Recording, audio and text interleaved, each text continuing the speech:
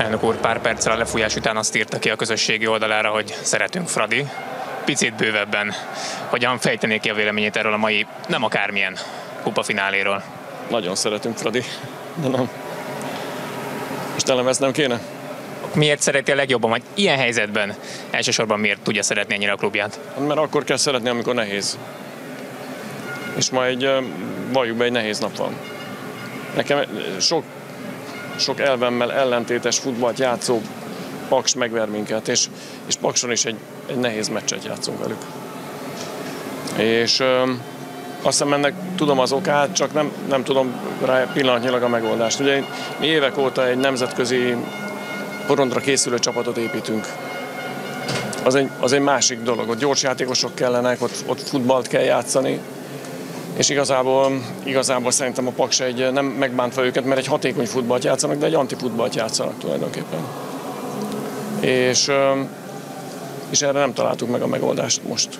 Az is egy megoldás lehet, hogy majd esetleg építünk két csapatot, az egyik, amelyik ilyen sárdagonyázásban, meg birkózásban jó, és aztán építünk egyet nemzetközi szintre is, csak azt nagyon nehéz összehangolni, hogy a magyar bajnokságban egy csapattal játszol, a nemzetközi szinten meg egy másik csapattal játszol. Szóval ezek járnak a fejemben most. Az biztos, hogy most közel voltunk a győzelemhez, mint tavaly, mert tavaly kaptunk egy 2-est, azt mehetünk haza. Most azért visszahoztuk a meccset.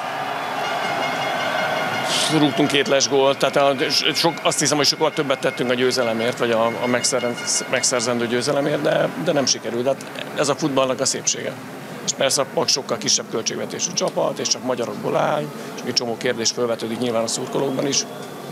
De azt gondolom, hogy ezen a koncepción mostanában nem nagyon tudunk változtatni. De jobban. Ugye tavaly is hasonló volt a szituáció, hogy nagyon nyomott a Fradi, nagyon nyomott, de valahogy nem sikerült gólokat lőni. Tavaly két lövésük volt, mind a 2-ből gól lett. Tehát 2 kaput eltaláló lövés volt, mind a 2-ből gól lett, és azzal kaptunk ki. Szóval van ilyen a futballban. Inkább az a bosszantó, hogy ennek a fajta ilyen birkózós futballnak nem találjuk az ellenszerét. Nem lesz duplázás már ebben az idényben, de még a bajnoki cím sincs bebiztosítva. Jó helyzetben van a Ferencváros, de a hátralevő 2 nevezhetjük bajnoki döntőnek, azt most így hogyan látja egy ilyen szituációból tovább lépve? Ha őszinte akarok lenni, akkor nincs akkora fölényünk, mint az előző években volt. De nem az előző években azt hiszem, hogy megkérdőjelezhetetlen volt a mi prioritásunk. Most talán nincs így. Sok oka lehet ennek, a többek között az, hogy nem lehet egy év alatt 3 edzőt cserélni például, vagy azért nehéz helyzetet hoz, minden edző más szisztémával, más játékosokkal, más gondolatokkal jön az öltözőbe, és erre azért egy csapatnak rá kell tudni készülni. Azt hiszem, ebben hibáztunk, de közben nem tudtunk mit csinálni, mert a szerződések úgy szóltak, hogy az edzőket azokat elvitték, ráadásul úgy vitték el, hogy nagyon sok pénzt kerestünk rajta, és ennek az arányát azért mindig érdemes jól beállítani. Itt nem tudtunk mit csinálni.